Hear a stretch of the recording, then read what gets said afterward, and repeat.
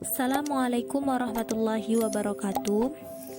Di sini saya akan menjelaskan materi saya, yaitu mata kuliah biologi. Apa sih itu biologi? Biologi berasal dari bahasa Yunani, yaitu bios artinya kehidupan dan logos artinya ilmu. Jadi biologi adalah ilmu yang mempelajari makhluk hidup. Menurut Campbell, Reich, Mitchell, biologi adalah ilmu yang paling sulit dari semua bidang sains. Sebagian karena sistem makhluk hidup sangatlah kompleks, dan sebagian karena biologi adalah ilmu multidisiplin yang membutuhkan pengetahuan kimia, fisika, dan matematika. Kemudian kedudukan biologi dalam sains. Biologi merupakan kelompok ilmu murni atau pure science. Kedudukannya sama dengan fisika, kimia, dan matematika.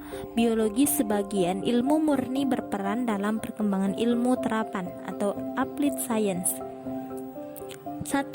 Hubungan biologi dengan fisika merupakan dua dari sekian banyak ilmu pengetahuan alam yang ada.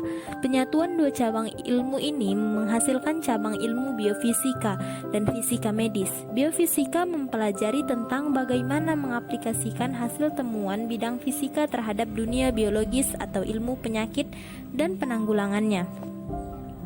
Yang kedua, hubungan biologi dengan kimia yaitu jelas memiliki keterkaitan yang erat. Buktinya, ada ilmu yang bernama biokimia. Salah satu contoh hubungan kimia dengan biologi adalah biologi mempelajari tentang fotosintesis, sedangkan fotosintesis dapat terjadi jika ada zat-zat kimia yang diperlukan, misalnya klorofil, karbon dioksida, dan air. Hasil dari fotosintesis pun menghasilkan zat kimia, yaitu karbohidrat sederhana atau glukosa dan oksigen. Yang ketiga yaitu hubungan biologi dengan matematika. Mereka sama-sama memakai logika dan analisa serta perhitungan matematis. Matematika adalah dasar dari semua ilmu. Dalam biologi juga ada unsur matematika, contohnya dalam persilangan gen. Namun pada dasarnya matematika adalah cara yang melatih cara berpikir kita, atau dengan kata lain matematika melatih logika bahasa. Biologi sendiri mempelajari banyak hal tentang kehidupan makhluk hidup. Selanjutnya, perbedaan antara makhluk hidup dan makhluk tak hidup. Makhluk hidup dapat menunjukkan kehidupan, sementara makhluk tak hidup tidak bisa. Makhluk hidup bisa bernapas, tumbuh, dan membutuhkan energi, dan sebagian besar dari mereka membutuhkan udara untuk bernafas. Makhluk hidup bisa bergerak, sementara makhluk tak hidup tidak bisa, kecuali jika mereka digerakkan oleh kekuatan lain. Makhluk hidup memiliki kapasitas untuk memproduksi diri sendiri, sementara makhluk tak hidup, mereka tidak bisa kecuali direproduksi oleh benda hidup. Misalnya, suku cadang mobil dibuat oleh manusia.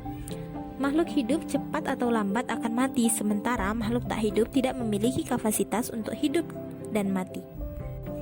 Struktur organisasi kehidupan. Yang pertama ada organisasi tingkat molekul. Organisasi tingkat molekul adalah organisasi kehidupan pada tingkat paling rendah karena materi penyusunnya hanya terdiri atas asam nukleat, yaitu asam deoksiribonukleat atau ADN, atau asam ribonukleat atau ARN, dan protein, contohnya virus. Virus berukuran 2-20 mm hanya dapat hidup di dalam sel yang hidup dan dapat berkembang biak. Virus merupakan bentuk peralihan antara benda hidup dan benda mati karena dapat berbentuk kristal. Yang kedua, organisasi tingkat sel. Tiap makhluk hidup terdiri dari sel. Teori ini disebut teori sel, dikembangkan oleh Zildjian pada tahun 1804 sampai 1881 dan Sequan pada tahun 1810 sampai 1892. Keduanya berkebangsaan Jerman, amoeba dan Paramecium yang hanya terdiri atas sebuah sel tergolong organisme bersel tunggal atau uniseluler. Sedangkan organisme yang tersusun dari banyak sel disebut organisme bersel banyak atau multiseluler. Pada umumnya, mikroorganisme yang tergolong dalam kingdom Monera dan Protista hanya terdiri dari inti sel. Sejarah penelitian tentang sel periode pertama berjalan 200 tahun, diawali oleh Robert Hooke pada tahun 1635 sampai 1703 yang mengamati sayatan gabus dengan menggunakan mikroskop. Yang ketiga ada organisasi tingkat jaringan. Sel merupakan kesatuan bentuk kehidupan atau teori sel di dalam tubuh organisme multiseluler terdapat banyak sel yang berbeda bentuk dan fungsinya. Bentuk dan susunan sel tergantung pada letak dan fungsinya di dalam tubuh. Sel-sel yang sama bentuk dan fungsinya membentuk kelompok yang disebut jaringan. Untuk dapat membentuk suatu jaringan, sel mengalami perubahan bentuk dan fungsinya. Sel-sel yang mengalami perubahan biasanya pada jaringan embrional, misalnya jaringan meristem. Pada titik tumbuh suatu tumbuhan membentuk jaringan epidermis, jaringan pembuluh, dan lain-lain. Pada hewan juga terjadi perubahan yang demikian. Zigot mengalami pembelahan sel, membentuk blastula. Pada perkembangan selanjutnya, sel-sel menyusun blastula berubah bentuk dan fungsinya menjadi berbagai jaringan tubuh seperti jaringan kulit, jaringan otot, dan lain-lain. Yang keempat ada organisasi tingkat organ. Jaringan sebagai sebuah organisasi sel belum dapat berfungsi dalam tubuh organisme jika tidak bekerja sama dengan jaringan yang lain. Jantung misalnya harus dilengkapi dengan jaringan otot, jaringan saraf, jaringan darah, jaringan ikat, dan jaringan epitel. Jaringan-jaringan tersebut bekerja sama agar jantung dapat bekerja dengan baik. Jantung adalah organ atau alat tubuh. Organ tubuh yang lain misalnya ginjal, liver, dan paru-paru. Organ-organ ini mempunyai organisasi tertentu untuk membentuk sistem tertentu pula. Misalnya, sistem pernapasan terdiri atas beberapa organ antara lain hidung, rongga hidung, tenggorokan, cabang batang tenggorokan, dan paru-paru. Organisasi semacam ini disebut sistem organ. Yang kelima, organisasi tingkat individu. Dalam tubuh kita terdapat berbagai macam sistem organ. Seluruh sistem itu saling berinteraksi melaksanakan suatu fungsi dalam tubuh makhluk hidup. Makhluk hidup yang terdiri atas berbagai sistem organ disebut satu individu. Setiap manusia termasuk individu. Demikian pula tiap-tiap ekor semut dalam sekelompok semut, atau tiap-tiap ekor domba dalam kawanannya, dan tiap pohon teh dalam sebuah perkebunan. Yang keenam, organisasi tingkat populasi. Kita dikelilingi berbagai jenis makhluk hidup yang bermacam-macam, misalnya ayam, mangga, pepaya, kambing, dan lain-lain. Populasi merupakan tingkatan organisasi yang terdiri atas sekelompok individu sejenis yang menempati ruang dan waktu yang sama. Apabila berbicara mengenai populasi, kita harus menyebutkan jenis individu yang dibicarakan dalam batas waktu dan tempat tertentu. Misalnya populasi pohon bakau di hutan mangrove pada tahun 1990.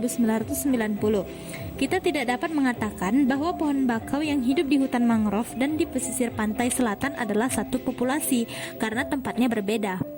Yang ketujuh ada organisasi tingkat ekosistem. Makhluk hidup hanya dapat hidup di tempat-tempat dengan syarat-syarat tertentu umum untuk hidupnya. Misalnya bakau-bakau tumbuh di pantai, lumut hidup di tempat lembab, dan pohon kurma hidup di tempat-tempat kering. Namun ada juga makhluk hidup yang tidak terikat pada syarat-syarat tertentu dapat hidup di berbagai tempat yang keadaannya berlainan.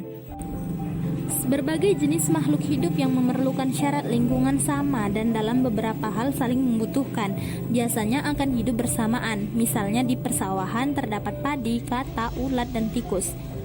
Kelompok organisme yang hidup bersama-sama disebut komunitas. Setiap organisme hidup dalam lingkungannya masing-masing, lingkungan biotik dan lingkungan abiotiknya. Lingkungan biotik yaitu semua organisme yang terdapat di sekelilingnya. Adapun lingkungan abiotik yaitu faktor-faktor seperti iklim atau suhu, kelembapan cahaya, dan tempat hidupnya tanah, air, udara. Untuk mendapatkan energi dan materi yang diperlukan untuk hidupnya, semua komunitas bergantung pada lingkungan abiotik. Organisme produsen memerlukan energi, cahaya, oksigen, karbon dioksida, air, dan garam-garam dari lingkungan abiotik. Setelah materi dan energi diuraikan produsen, hasilnya dapat diteruskan kepada konsumen tingkat pertama, kemudian ke konsumen tingkat kedua, dan seterusnya. Materi dan energi yang berasal dari lingkungan abiotik akan kembali lagi ke lingkungan abiotik lagi. Dengan demikian, komunitas dan lingkungan abiotiknya merupakan suatu sistem. Setiap sistem demikian dinamakan ekosistem. Yang kedelapan yaitu organisasi tingkat bioma. Semua komunitas biotik berhubungan dengan komunitas biotik lain di sekelilingnya. Demikian pula ekosistem berhubungan dengan ekosistem lain di sekelilingnya. Ekosistem hutan berhubungan dengan ekosistem sungai. Ekosistem sungai berhubungan dengan laut. Dengan demikian, semua ekosistem di bumi ini saling berhubungan, sehingga bumi merupakan sebuah ekosistem besar disebut juga biosfer. Selanjutnya, contoh-contoh keragaman makhluk hidup. Keanekaragaman hayati adalah keanekaragaman makhluk hidup yang menunjukkan keseluruhan variasi, gen, spesies, dan ekosistem di suatu daerah. Keanekaragaman hayati meliputi variasi, bentuk, ukuran, warna, dan sifat-sifat lain dari makhluk hidup. Setiap lingkungan memiliki keanekaragamannya masing-masing. Keanekaragaman adalah sifat beda dari organisme dalam suatu spesies atau populasi. Dengan adanya sifat beda akan terjadi variasi atau keanekaragaman dari organisme dalam suatu spesies. Jika kita mengamati sifat-sifat yang ada pada makhluk hidup, baik itu hewan, tumbuhan, maupun manusia, akan terlihat adanya persamaan dan perbedaan. Hal itu terjadi karena adanya sifat-sifat menurun dan adanya pengaruh lingkungan. Hewan, tumbuhan, dan manusia juga mempunyai variasi antara lain dalam bentuk, warna, dan ukuran. Keanekaragaman hayati terbagi menjadi 3 tingkat, yaitu yang pertama, keanekaragaman gen. Setiap sifat organisme hidup dikendalikan oleh sepasang faktor keturunan atau gen yang berasal dari kedua induknya. Keanekaragaman tingkat ini dapat ditunjukkan dengan adanya variasi dalam suatu jenis. Yang kedua, keanekaragaman jenis atau spesies. Keanekaragaman ini lebih mudah diamati daripada keanekaragaman gen. Keanekaragaman hayati tingkat ini dapat ditunjukkan dengan adanya beraneka macam jenis makhluk hidup, baik yang termasuk kelompok hewan, tumbuhan, dan mikroba. Yang ketiga ada keanekaragaman ekosistem. Keanekaragaman tingkat ini dapat ditunjukkan dengan adanya variasi dari ekosistem di biosfer. Selanjutnya, bagaimana sih saintis biologi bekerja dengan langkah-langkah kerja ilmiah? Yang pertama ada metode ilmiah. Metode ilmiah merupakan suatu prosedur atau urutan langkah yang harus dilakukan untuk melakukan suatu proyek ilmiah atau science project. Secara umum, metode ilmiah meliputi langkah-langkah berikut. Yang pertama ada observasi awal. Yang kedua ada mengidentifikasi masalah. Yang ketiga merumuskan atau menyatakan hipotesis. Yang keempat melakukan eksperimen. Yang kelima menyimpulkan hasil eksperimen. Setelah topik yang akan diteliti dalam proyek ilmiah ditentukan, langkah pertama untuk melakukan proyek ilmiah adalah melakukan observasi awal untuk mengumpulkan informasi segala sesuatu yang berhubungan dengan topik tersebut melalui pengalaman berbagai jenis sumber ilmu pengetahuan, berkonsultasi dengan ahli yang sesuai. Observasi awal yaitu gunakan semua referensi, buku, jurnal, majalah, koran, internet, interview, dan lain-lain. Kumpulkan informasi dari ahli, instruktur, peneliti, insinyur, dan lain-lain. Lakukan eksplorasi lain yang berhubungan dengan topik. Identifikasi masalah. Permasalahan merupakan pertanyaan ilmiah yang harus diselesaikan. Permasalahan dinyatakan dalam pertanyaan terbuka, yaitu pertanyaan dengan jawaban berupa suatu pernyataan, bukan jawabannya atau tidak. Sebagai contoh, bagaimana cara menyimpan energi surya di rumah? Merumuskan hipotesis. Hipotesis merupakan suatu ide atau dugaan sementara tentang penyelesaian masalah yang diajukan dalam proyek ilmiah. Hipotesis dirumuskan atau dinyatakan sebuah penelitian yang seksama atas topik proyek ilmiah dilakukan karena kebenaran hipotesis ini perlu diuji lebih lanjut melalui penelitian yang seksama. Yang perlu diingat, jika menurut hasil pengujian ternyata hipotesis tidak benar, bukan berarti penelitian yang dilakukan salah. Selanjutnya pengujian hipotesis. Eksperimen dirancang dan dilakukan untuk menguji hipotesis yang diajukan. Perhitungan semua variabel, yaitu semua yang berpengaruh pada eksperimen. Ada 3 jenis variabel yang perlu diperhatikan pada eksperimen, yaitu variabel bebas, variabel terikat, dan variabel kontrol. Variabel bebas merupakan variabel yang dapat diubah secara bebas. Variabel terikat adalah variabel yang diteliti, yang perubahannya bergantung pada variabel bebas. Variabel kontrol adalah variabel yang selama eksperimen dipertahankan tetap. Usahakan hanya satu variabel bebas selama eksperimen. Pertahankan kondisi yang tetap pada variabel-variabel yang diasumsikan konstan. Lakukan eksperimen berulang kali untuk memvariasi hasil. Catat hasil eksperimen secara lengkap dan seksama. Selanjutnya menyimpulkan hasil eksperimen. Kesimpulan proyek merupakan ringkasan hasil proyek eksperimen dan pernyataan bagaimana hubungan antara hasil eksperimen dengan hipotesis. Alasan-alasan untuk hasil eksperimen yang bertentangan dengan hipotesis termaksud di dalamnya. Jika dapat dilakukan, kesimpulan dapat diakhiri dengan memberikan pemikiran untuk penelitian lebih lanjut. Jika hasil eksperimen tidak sesuai dengan hipotesis, jangan ubah hipotesis, jangan abaikan hasil eksperimen. Berikan alasan yang masuk akal mengapa tidak sesuai, berikan cara-cara yang mungkin dilakukan selanjutnya untuk menemukan penyebab ketidaksesuaian. Bila cukup waktu lakukan eksperimen sekali lagi atau susun ulang eksperimen. Dengan menggunakan proses dan sikap ilmiah akan memperoleh produk ilmiah. Dalam mempelajari sains terdiri dari 3 komponen, yaitu sikap ilmiah. Sikap ilmiah merupakan sikap yang harus dimiliki untuk berlaku objektif dan jujur saat mengumpulkan dan menganalisa data. Yang kedua itu proses ilmiah, merupakan perangkat keterampilan kompleks yang digunakan dalam melakukan kerja ilmiah. Yang ketiga, proses ilmiah dapat dilakukan dengan pendekatan keterampilan. Produk ilmiah dengan menggunakan sikap dan proses ilmiah. Para ahli memperoleh produk ilmiah yaitu penemuan-penemuan yang dapat berupa fakta, konsep, prinsip, teori, dan hukum. Produk ilmiah sangat berpengaruh pada perkembangan ilmu dan teknologi. Produk ilmiah ditujukan untuk kesejahteraan manusia dengan menciptakan sesuatu yang baru dan berdaya guna bagi pemenuhan kebutuhan hidup manusia. Fakta adalah data nyata yang diperoleh dari hasil pengamatan. Konsep adalah suatu gagasan atau ide yang digeneralisasikan dari pengalaman-pengalaman tertentu dan relevan. Misal, konsep tentang logam, konsep tentang cahaya, prinsip adalah generalisasi dari konsep-konsep yang saling berhubungan. Misal, logam yang dipanaskan akan menuai. Kemudian perkembangan biologi dari masa ke masa dan temuan yang dihasilkan. Yang pertama pada zaman Yunani kuno, tempat bersejarah di mana sebuah bangsa memiliki peradaban yaitu Yunani kuno. Yunani kuno sangat identik dengan filsafat yang merupakan induk dari ilmu pengetahuan. Filsafat dalam pengertian yang sederhana sudah berkembang jauh sebelum para filosof klasik Yunani menekuni dan mengembangkannya. Filsafat di tangan mereka menjadi sesuatu yang sangat berharga bagi perkembangan ilmu pengetahuan pada generasi-generasi setelahnya. Ia ibarat membuka pintu-pintu aneka ragam disiplin ilmu yang pengaruhnya terasa hingga sekarang. Aristoteles pada tahun 384 sampai 322 merupakan orang yang pertama kali meletakkan dasar ilmu biologi pada zaman Yunani.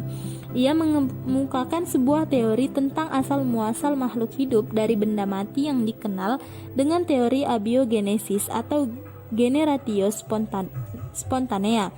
Perkembangan berikut adalah munculnya teori evolusi yang dikemukakan oleh Charles Darwin pada tahun 1809 sampai 1883 yang mengetengahkan teori evolusi melalui seleksi alam. Yang kedua, pada zaman Islam klasik, tidak terbantahkan bahwa Islam sesungguhnya adalah ajaran yang sangat cinta terhadap ilmu pengetahuan. Hal ini sudah terlihat dari pesan yang terkandung dalam Al-Quran yang diwahyukan pertama kali kepada Nabi Muhammad SAW, yaitu surah Al-Alaq dengan diawali kata perintah Iqra yang berarti bacalah. Ilmu biologi yang dipelopori Islam, ilmu pengetahuan atau sains, merupakan teori yang dikumpulkan manusia melalui proses pengkajian dan dapat diterima oleh rasio. Dalam pengumpulan data dan berbagai observasi dan pengukuran pada gejala alamiah itu dianalisis, kemudian diambil kesimpulan. Inilah yang diberi istilah intizar, yaitu suatu kajian yang ada hubungannya dengan nazar yang berbunyi dan artinya dekat dengan nalar. Ciri khas sains natural ialah disusun atas dasar intizar terhadap gejala-gejala alamiah yang dapat diteliti ulang orang lain dan merupakan hasil konsensus masyarakat ilmuwan yang bersangkutan. Tokoh-tokoh dalam perkembangan ilmu biologi yang dipelopori oleh Islam yaitu As-Simai Ibnu Awan, Al-Jahid Ibnu Al-Baitar. Yang ketiga, pada zaman Renaissance. Renaissance adalah periode perkembangan peradaban yang terletak di ujung atau sesudah abad ke-8 sampai muncul abad modern. Huizinga Renaissance meneruskan dan melanjutkan kebudayaan klasik, sintesis antara kebudayaan klasik dengan budaya Kristen abad pertengahan. Lama mengambil unsur klasik sebagai pola tetapi terbatas pada bentuk. Isinya diberi gaya baru yang dinamis sesuai perkembangan zaman. Lahir kembali budaya Yunani Romawi kuno Enlightenment menunjukkan tinggi reason metode sekitarnya. Galileo Galilei pada tahun 1564 sampai 1642 ilmu alam dan ilmu pasti. René Descartes pada tahun 1596 sampai 1650 ilmu alam dan ilmu pasti. Johannes Kepler pada tahun 1571 sampai 1630 ilmu alam dan ilmu pasti. Yang keempat adalah zaman modern. Zaman modern ditandai dengan berbagai penemuan dalam bidang ilmiah. Perkembangan ilmu pengetahuan pada zaman modern sesungguhnya sudah dirintis sejak zaman Renaissance, seperti René Descartes, tokoh yang terkenal sebagai bapak filsafat modern. René Descartes juga seorang ahli ilmu pasti. Penemuannya dalam bidang pasti adalah sistem koordinat yang terdiri dari dua garis lurus X dan Y dalam bidang datar. Isaac Newton dengan temuannya yaitu teori gravitasi. Charles Darwin dengan teorinya yaitu struggle for life atau perjuangan untuk hidup. J.J. Thomson dengan temuannya elektron. Yang kelima, pada zaman kontemporer, fisikawan termasyhur abad ke-20 adalah Albert Einstein. Ia menyatakan bahwa alam itu tak terhingga besarnya dan tak terbatas, tetapi juga tak berubah status. Totalitasnya adalah bersifat statis dari waktu ke waktu. Einstein percaya akan kekekalan materi. Ini berarti bahwa alam sementara itu bersifat kekal, atau dengan kata lain tidak mengakui adanya penciptaan alam. Di samping teori mengenai fisika, teori alam semesta dan lain-lain, maka zaman kontemporer ini ditandai dengan penemuan berbagai teknologi canggih. Teknologi komunikasi dan informasi termasuk salah satu yang mengalami kemajuan sangat pesat, mulai dari penemuan komputer, berbagai satelit komunikasi, internet, dan lain sebagainya. Bidang ilmu lain juga mengalami kemajuan pesat sehingga terjadi spesialisasi ilmu yang semakin tajam. Selanjutnya, integrasi biologi dalam Islam. Menurut Faiz Hamzah, bahwa integrasi sains dalam Islam dapat menggunakan pendekatan interdisipliner, yaitu dengan memasukkan ayat-ayat kauniyah dalam Al-Quran ke dalam materi pelajaran untuk memperdalam dan memperkuat makna pemahaman yang dihasilkan. Oleh karena itu, mengamati fenomena alam semesta untuk menjadikan inspirasi dalam pengembangan ilmu pengetahuan sebagai tanda-tanda kekuasaan Allah dan menjadikannya tunduk dan patuh padanya dapat diwujudkan. Ada beberapa nilai-nilai keislaman dalam sains yang diungkapkan oleh Faiz, yaitu nilai kerahmatan, yaitu pada Quran surah Al-Anbiya ayat 107. Kemudian nilai amanah, Quran surah Al-Ahzab ayat 72. Nilai dakwahnya pada Quran surah Fussilat ayat 33. Nilai tafsirnya Quran surah Al-Baqarah ayat 119. Nilai ibadahnya pada Quran surah Az-Zariyat ayat 56 dan Al-Imran ayat 190 sampai 191. Baiklah, sekian dari saya. Mohon maaf apabila ada kesalahan. Wal akhir, wassalamualaikum warahmatullahi wabarakatuh.